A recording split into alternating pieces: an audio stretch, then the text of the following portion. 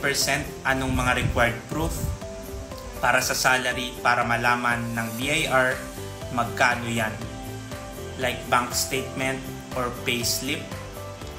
The answer is yung pagpa-file natin ng ITR, amount na lang yung nilalagay natin doon. For example, ngayon katatapos ng third quarter ITR filing. Using the eBIR software na ginawa ni BIR, for example, 100,000 yung income mo ng third quarter, yun na mismo ilalagay mo, amount lang siya. Pero syempre yung amount na yon, yung 100,000, naka-base talaga sa income mo. And then naka-resibo din siya, tapos nakasama rin siya sa'yo, nakasulat din sa cash receipt book. So yun yung ilalagay mo rin sa ipa-file mo. So wala namang bank statement na binibigay pag magpa-file tayo ng ITR, wala ring payslip.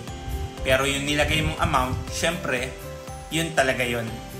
If you are a freelancer at meron kang concern or question regarding freelancers BIR registration and freelancers tax compliance, comment mo lang yan at sasagutin ko.